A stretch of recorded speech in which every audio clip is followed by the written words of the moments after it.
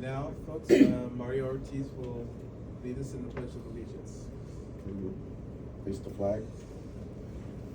I pledge allegiance to the flag of the United States of America and to the republic for which it stands, one nation, under God, indivisible, with liberty and justice for all.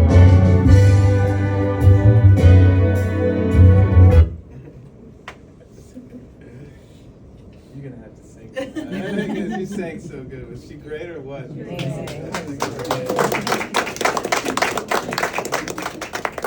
If you would just please remain standing for the invocation led by NYPD Inspector Chaplain Reverend Dr. Williams Harris. Did I get that right? Hooray, Russ. Father, we thank you for this time of sharing and coming together. Thank you for the blessing, where even though they've been in operation over 2 years, that they've still come to culminate, to celebrate, to reflect, to remember. Thank you for our veterans. Thank you not only for what they have done, for what they are doing. We ask you to bless the staff, bless everyone who comes into these doors here in this suite. Bless them, let them learn, let them share, let them love. And what you've called them to be here at the Harlem Veterans Center, that it will be above and beyond anything anyone could ask or think. In your name we pray, amen. Lieutenant Hook. Outriders, forward, arm. From the right, forward, march.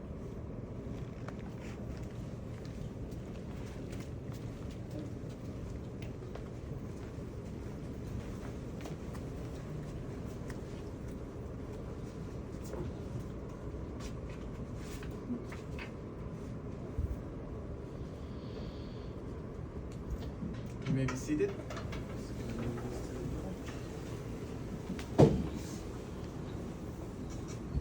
Thank you for being here today. I'm proud to be the director of the Harlem Vet Center. A little bit about myself.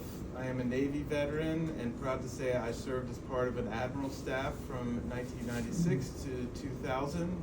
During that time, I completed 2 deployments aboard the USS Enterprise, both in the Mediterranean, Arabian, and Persian Gulf. I'm also a licensed clinical social worker. I earned my MSW at Florida State University in 2005, and after an internship at the St. Augustine community-based outpatient clinic, I went on to work at the Jacksonville Vet Center as a readjustment counselor in 2007. I was hired as a PTSD therapist at the James J. Peters VA Medical Center in 2013, where I learned I'm helplessly forever a vet center man.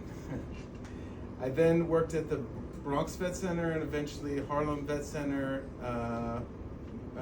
between 2014 and 2023 when I became the Harlem Vet Center director. I want to recognize today our veteran service organizations and community partners We have New York Department of Veteran Services with us today. Big thanks to Travis Manion Foundation, who also came and helped us along with Free Food Harlem with snacks, sweets, and drinks, and they've been wonderful hosts. Been a huge help.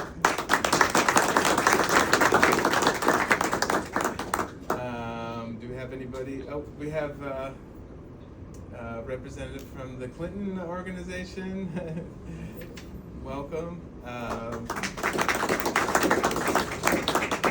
And also like to welcome Center for Traditional Music and Dance, Siddiqui Konde and Deborah Ross, very good friends of mine. We work together very hard to have an amazing African drum group.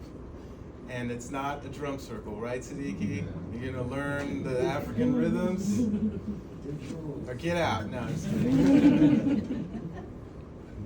I also want to give a special shout out to our, I think, soon to be former, I don't know, Deputy District Director Aaron Jones, who worked his butt off. I hope you don't mind me saying that. To get this place built. I mean, I don't know anybody that works harder than him and worked harder to get this accomplished, and I'm very grateful to you, Aaron.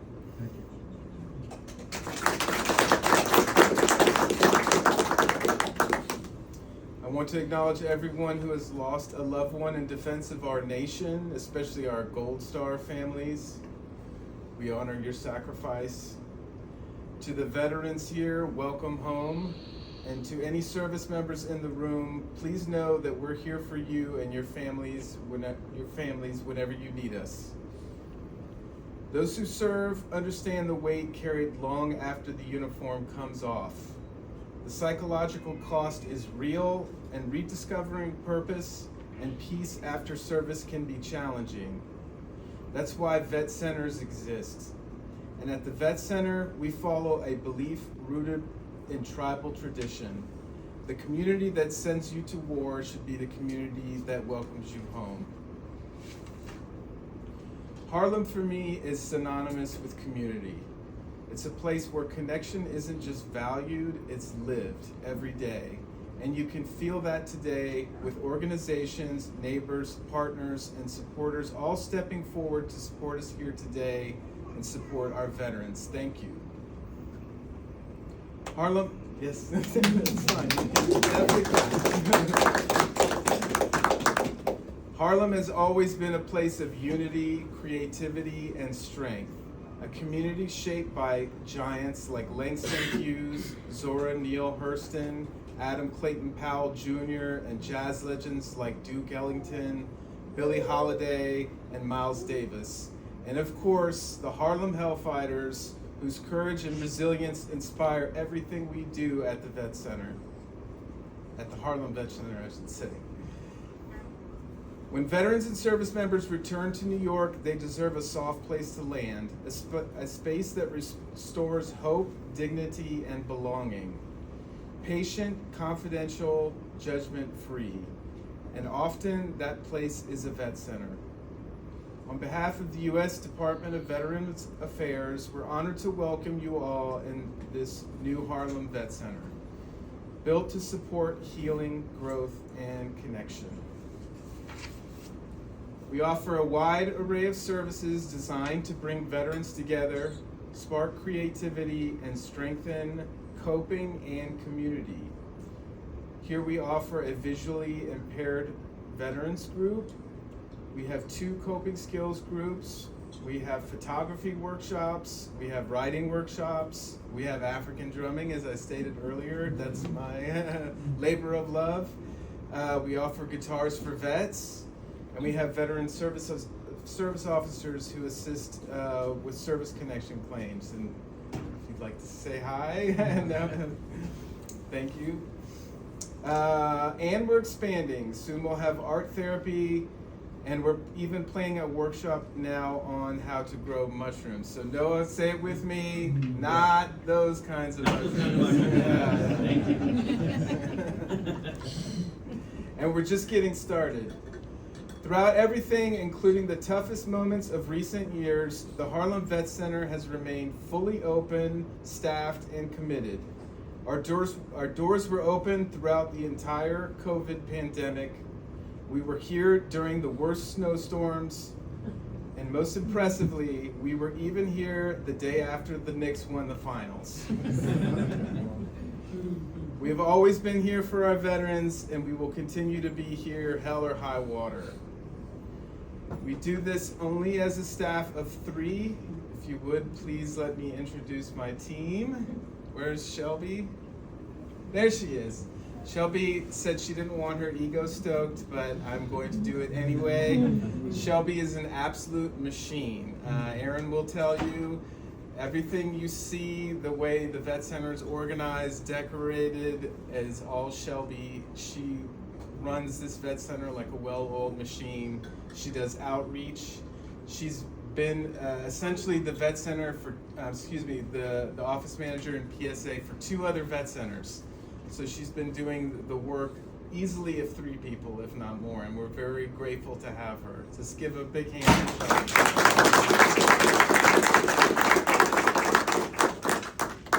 And my good friend and colleague, Sarah Bohannon, is also a Navy veteran, and she's an amazing therapist. She runs 3 different groups. She does all our marital and family counseling. She's trained in, prolonged exposure therapy, Gottman for the family therapy, several different therapeutic modalities, and she's also has her PhD and she's licensed. So she's amazing counselor, and I'm very lucky to have her as well. So please give a big hand for her.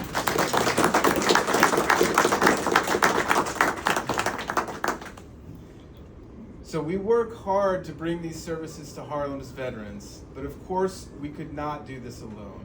Harlem and the greater New York City community, your support, your partnership, and your belief in our mission carry us forward every single day. You embody our Vet Center motto: connection, camaraderie, and community. The Harlem Hellfighters showed the world what bravery, unity, and service look like.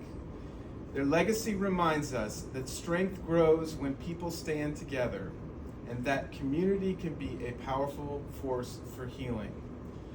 That's what we aim to be, a place where strength is honored, healing is supported, and everyone is welcomed home. Thank you. All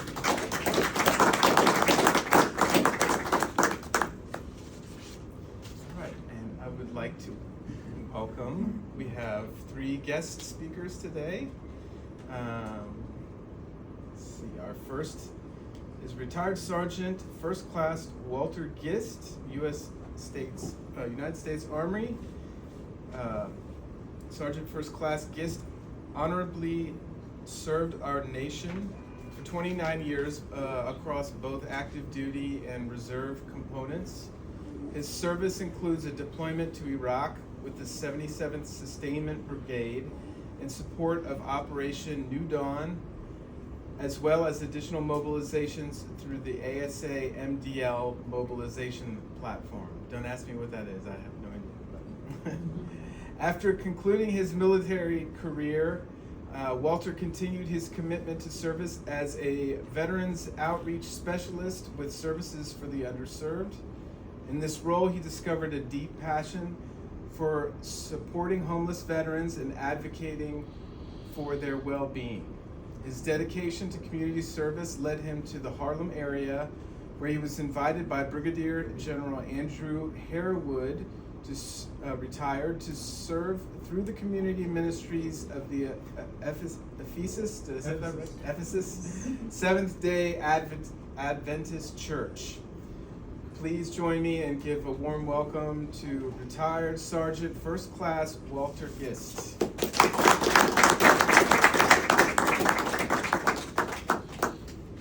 Thank you, Dan, dignitaries, NYPD, Chaplain, it's good to see you again. He gave a great introduction. So Army Support Activity, McGuire Dix Lakehurst was the mobilization platform in this area in which the Reserve and National Guard mobilized to various deployments. And it was there that I really made my bones taking care of soldiers coming back from theater. With no training, I had to really look and see what they were going through, taking them to behavioral health, when soldiers are crying because they have no more money in their bank accounts. Their life back home fell apart.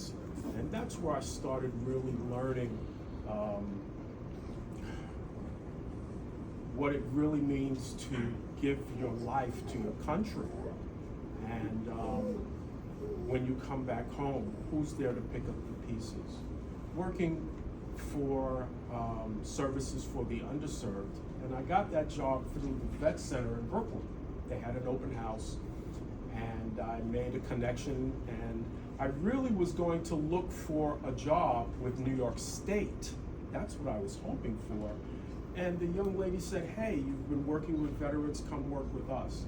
And it really was a pleasure working at the Borden shelter, working at the 30th Street shelter, working at Kleinman shelter.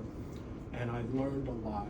And it helped to increase my my passion to know what these veterans are going through.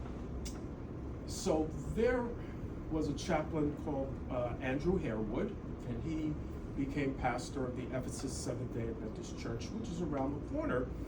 And I'm from Brooklyn, from Bed-Stuy. And one day I went to the noonday service at my church, and I get this text. It says, I need you here. Well, for those who are in the military, we know that we're mission-oriented. And, you know, the bells started going off. And I realized that the church where I came from, I had been away for 15 years almost. I almost knew nobody there. And so I came out to Ephesus, and he put me to work in social services. Now I'm director of another program working with the community, and I really enjoy it. As for me, what the Vet Center has done for me being away from my family so long, my two children in their formative years, I come back, and in 2016, April, my son goes, I'm sitting watching the TV, and my son is going like this. See you later, Dad. Now he's 16. I said, excuse me, where are you going? I'm going to play basketball. He says, isn't it customary to let your parents know? But I've been gone. And I could not expect my wife to cover down on everything. So we had a conversation, and then he found out he was going to play basketball in East New York, right? So we had a nice conversation of some do's and don'ts. But I realized that I need to talk to someone, because the little reintegration counseling that I got demobbing, it didn't quite make it. I still didn't have the skills. I had the skills to talk to the vets. I didn't have the skills to talk to my children. And so the Vet Center in Brooklyn, and when I came to Ephesus, I met Dan, and I transitioned to the Vet Center here. Sarah's been so helpful in helping me to make these transitions. My children are now grown. My son is a senior at Brooklyn College. My daughter moved out, works for Disney. And it's through the help of the Vet Center that has helped me to maintain a very good balance and equilibrium, and to know that I had to use some new skills. I had to get a toolkit for myself, and the things that Dan and Sarah and the other, my other mentors, and put those things in, and to use all of these things, not just to help the veterans, but to help my children and myself. So if you're not a part of a Vet Center, and you may want to consider the Harlem one, I don't know if you have any more spots open, but they're a great bunch of people here. And thank you all for listening. God bless you. Thank you.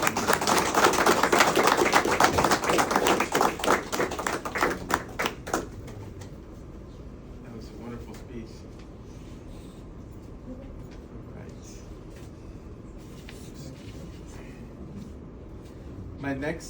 Our next guest speaker is Sergeant John Corella.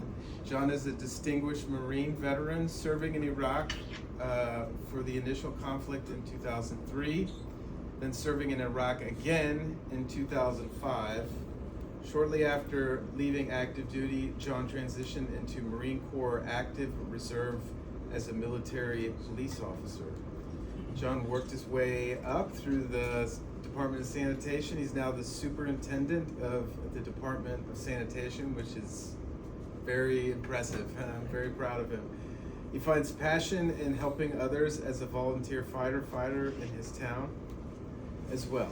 So everybody, please welcome.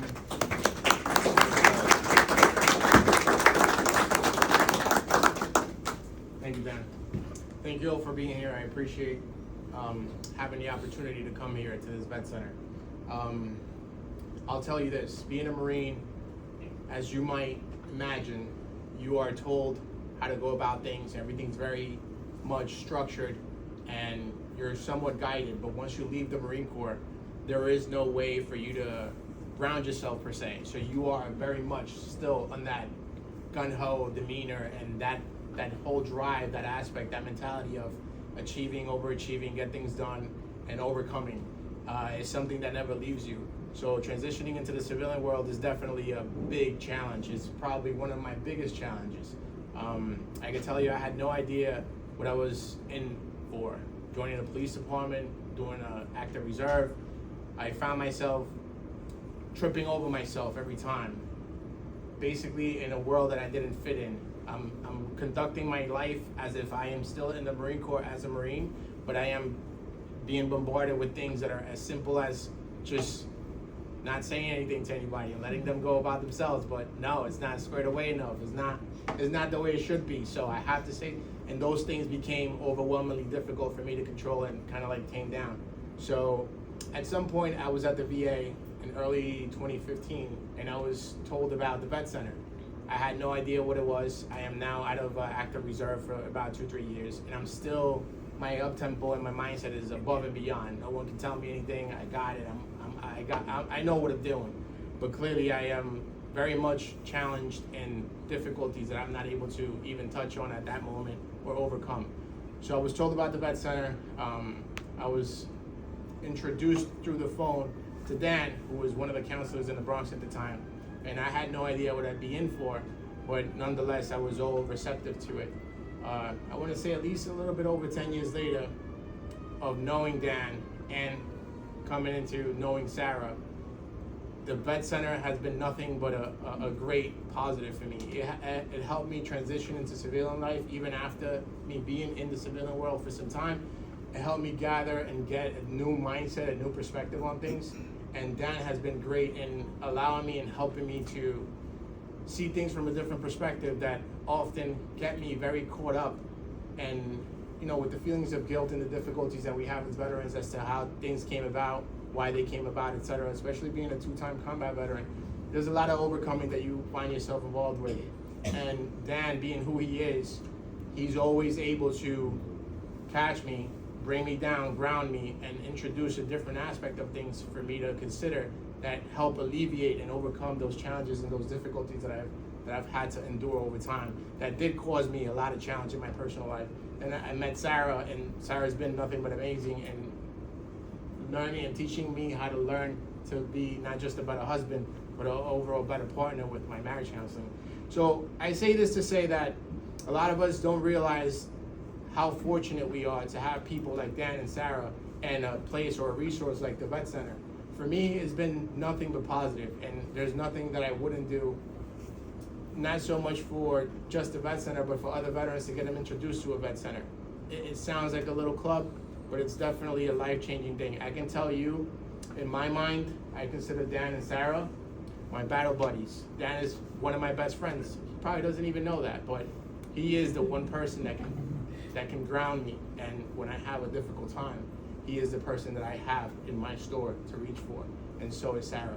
So I didn't write a speech today. I didn't plan for this. I don't even know what I was gonna say when I got up here, but what I can tell you from the bottom of my heart is this man, this lady, and the resources that we have here in this place have definitely helped me not just reshape my life, but keep it in a way that is more conducive to the greater outcome of my life. So I am nothing but grateful for him, her, and the entire vet center itself. And if you have someone that you know that's a veteran, you may not know what they're going through or what they have in their mind or what challenges they're overcoming. They might be just like I was.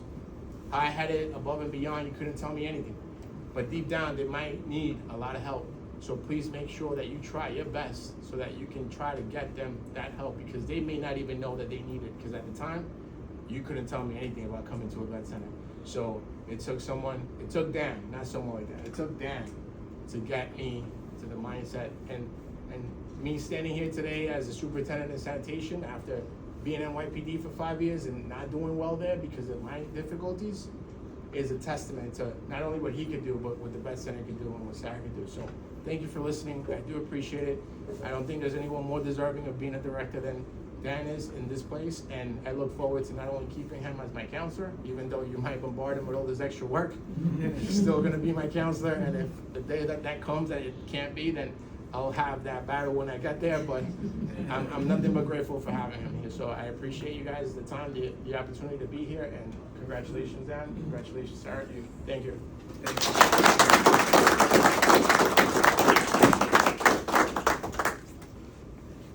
Thank you all. With great speeches. Everything has been better than I possibly could have ever imagined. I'm really happy. And so now, it gives me great pleasure to introduce Erin Jones. Erin Jones is also a licensed clinical social worker and formerly,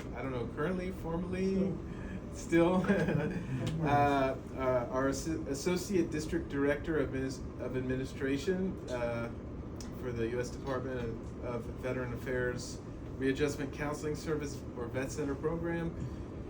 Previously, he was director at the Norwich, did I say it right? Vet Center and a counselor at the Hartford Vet Center. Erin began his VA career in 2015 working in the Healthcare for Homeless Veterans program. Prior to this, Erin has served the veteran population in various roles with the CT Military Support Program, Manchester Community College, and the South Park Inn Emergency Shelter. He has also volunteered with many groups such as the American Legion and the CT Council on Problem Gambling. Erin is a graduate of Manchester Community College, Central Connecticut State University, and the University of Connecticut School of Social Work. And previously served in the Connecticut, now I see what CT is. I'm like, what's CT? Connecticut, the Army National Guard, and was deployed to Bosnia and Iraq with the 1st Battalion, 102nd Infantry. Everybody please give a warm welcome.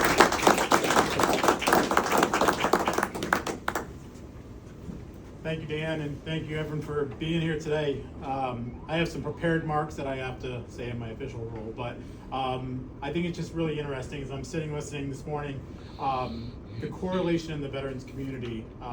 Hearing what the sergeant said, well, both the sergeants said, I was just a little lowly specialist, so. But just the correlation of, you mentioned that you worked in homeless services when you came back, and that's what I did too. And I got my first working with homeless services through the vet center.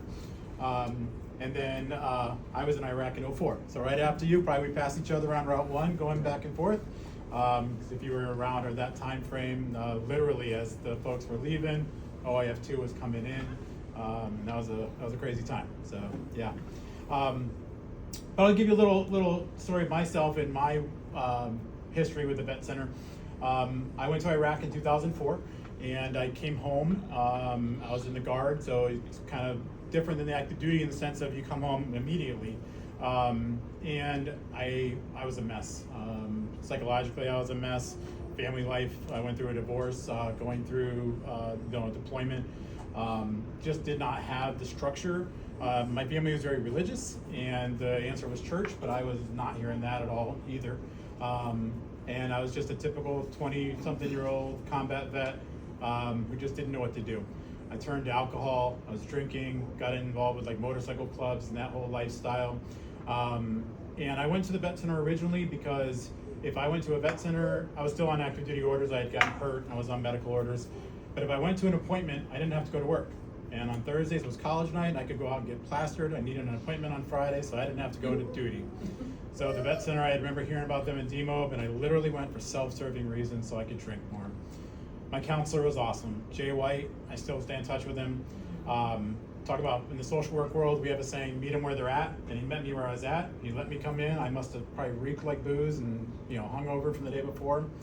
But we talked about baseball for the first couple months, and slowly about military service. And I remember asking him, like, well, is this what we're supposed to do? And he's like, hey, it's for you. Whatever you want it to be, it is. That's a very different approach if you are familiar with mental health or the mental health industry or healthcare industry. But the vet center is a space for that. And that's what opened up the door for me to eventually kind of start sharing and start opening up. And then I started going sober. And then I started going because I needed help. And then I started really working on myself and got relatively sober at the time. But I stopped drinking as much as I did, and I started taking care of myself mentally. That led to eventually a medical retirement from the military. And I was in a group at a vet center in Hartford, at the Hartford Vet Center, and I was lamenting what I was going to do with my life. I couldn't become a cop because I was injured, and there's not much else the infantry guys can do than be cops or security guards. Security didn't pay the bills. I was a bouncer at the time. That kind of got some of my frustrations out, so I probably know what you're talking about. And one of my guys that I served with in the group said, hey, Aaron, why don't you think about becoming a counselor at the vet center? And, my personality was kind of coming through a little bit in the group. And I said, that's a great idea. I didn't know that social work doesn't pay too well, but I said, that's a good thing. I want to do it. And so I ended up going to school and becoming a social worker. Always wanted to work in the vet center. Started volunteered at a homeless shelter. And as Dan said, this is one of my last few days in this role, because I'm actually going to be transitioning out of the vet center and taking a job as an executive director of a homeless shelter in Hartford. To hopefully be able to continue doing some of the work helping veterans in the Hartford community, but just in a different role. So that's kind of what brought me here today, and I just want to thank Dan for the opportunity. And I just have a few words on behalf of my boss, who is our Deputy District Director, Matt Baker, in the Vet Center program as a whole. I'll try to keep it short because I know we all probably want to get out of here and get some snacks and see the Vet Center. But as we kind of talked a little bit about earlier today, whenever a veteran raises their hand, they're giving an oath and they're making a dedication to their country. But each of us, as you kind of already heard today, and if you're a veteran, we all have our own unique military experience. But I think what's also important to point out is it's not just the veteran, it's their family members that are also serving. And Sergeant back there mentioned that earlier about the impact that his service had on his family even after he came home. I think that the Vet Center does a really good job of following President Lincoln's and the VA's mission to honor those and to have borne the battle. And that's really what we do here at the Vet Center. If you don't know the history of the Vet Center, it was formed in 1979 by Vietnam veterans who, as we know, when they came home, they didn't get the welcome home that I got and that the other sergeants here got. It was a much different time. It was wrong what happened to them.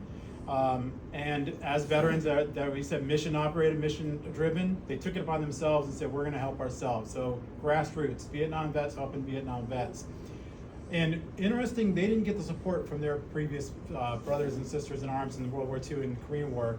But the Vietnam vets really paved the way, and they made sure that they did not keep it as a club just for themselves. They opened up the doors for the future generations, and I know me for just personally what I've been able to benefit from that. Speaks volumes.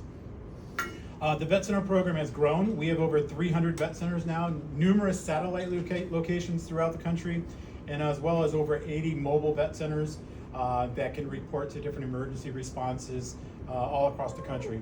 The Vet Center offers no-cost services, both virtually and in person, over all the U.S. states and the U.S. territories. I constantly volunteer to go to Guam and Puerto Rico, but they won't send me. But we have vet centers there. I think that's pretty cool. Dan kind of mentioned it a little bit earlier. The vet centers are grounded in we call them our 3 C's: community, connection, and camaraderie. Connection is just that link that we talked about already today, about veterans being able to link with each other and serve together. And the vet center kind of builds on that by really working to remove barriers to care. We've all talked about it in our own different ways about what that meant to us personally. And that's, again, something very unique to the vet center. Camaraderie means that we build a safe space, that you can talk about whatever you need to talk about it, however you need to talk about it. You're not going to get judged. Most likely, most of the staff members that are at a vet center are veterans themselves or family members of veterans, and that's unique as well.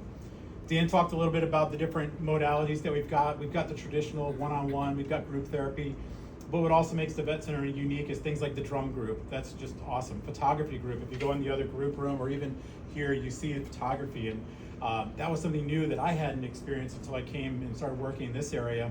And I can't think of the name of the photography group. Josephine Herrick. Yes, that was the Josephine Herrick photography group. It's amazing. I've seen that in many of the different vet centers in New York City. And just being able to use art as a way of expression is just amazing.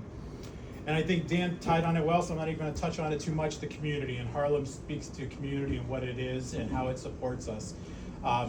Veterans often come home, like Soren said, and you don't fit in. You don't know how to fit into the community. Normal things that you did all the time, whether it's church, whether it's social events, you just feel different. And I love how you said it. You got that Marine Corps mentality coming back into it. I was the same way. Probably still am, ask Dan. And it's hard to kind of turn that off. But I still go to therapy. I go to a counselor that I got through the vet center. It's kind of odd going when you work here.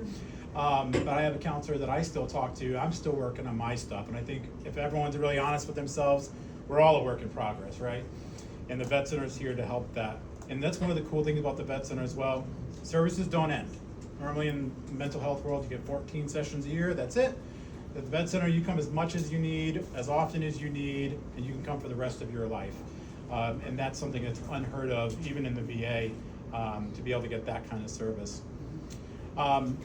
You know, the vet center is a very unique program, and I'll just give you one quick stat that we send out surveys. If you've ever gotten a survey, if you're a client of ours, please take them. Please give comments. We'd like to see them. It's good for our staff too. But we have something that's called the trust score, and the vet center has the highest trust score in the VA. 95% of people that use the vet center give favorable scores to the vet center, and that's just crazy. That's like what, a 9.5 score on Yelp? You know, would that be 4.5, something like that? That's a very high score. Anything over like an 85 is considered really good. And I think that just speaks to the work that we do. It's a labor of love for many of the folks that work here. Readjusting is a marathon, it's not a sprint. And we're going to continue to expand and grow like Dan was talking about. I'm excited to hear about some of the stuff that's going on. I love coming to these events because I get to hear and see, which I don't always see in my office, doing more of the admin role. Dan already thanked the staff. I just want to also give another shout out. Sarah, you've been with us for quite a while. Dan left off another crazy part that we had. If you remember a few years back, we had a big fire. Yeah. And Sarah and Dan were working at the vet center there, and that was a very big transformation. We were planning on moving anyways. That kind of expedited things a little bit. And we had to quickly get into this space, but we're really excited about it. And Shelby's been a great addition to our team, and has been very helpful for me in my role in the admin side of the house. And she does have an eye for style and for decorations. It was Shelby's idea to have the Harlem Hellfighters on the window when you first come in and getting that window print, which is really cool. And she took that on herself and got that taken care of, and it looks great. I'll just finish up. I just want to say thank you to everyone here that served. For everyone here that's a vet center client, we welcome you. If you're not a vet center client, I'll echo what the two sergeants said. We have room for you. We always will have room for you. We want to grow. We've got a lot of empty offices here, so we can grow. I know Dan's working on hiring some more staff, and we have room to do that. On a personal note, we build these places to be good for 20 years at least. So we don't like to move. We want to keep things right in the community like we talk about. And we purposely grow them to be able to grow and to be able to serve veterans going on into the future. If you're a Vietnam veteran with us today, again, thank you. I appreciate you guys and girls that you guys laid the cornerstone for what the Vet Center is today. I say that figuratively, but also realistically. The impact, I mean, I'm a personal impact of it. I really appreciate that, just both personally and professionally. And just in closing, on behalf of myself, my boss, Matt Baker, our district director, Joanne Boyle, and our entire leadership team, I just want to thank you all for coming, taking time out of your day. I hope you enjoy the Vet Center and enjoy the pastries and the treats that we have. Thanks, Dan. Thank you.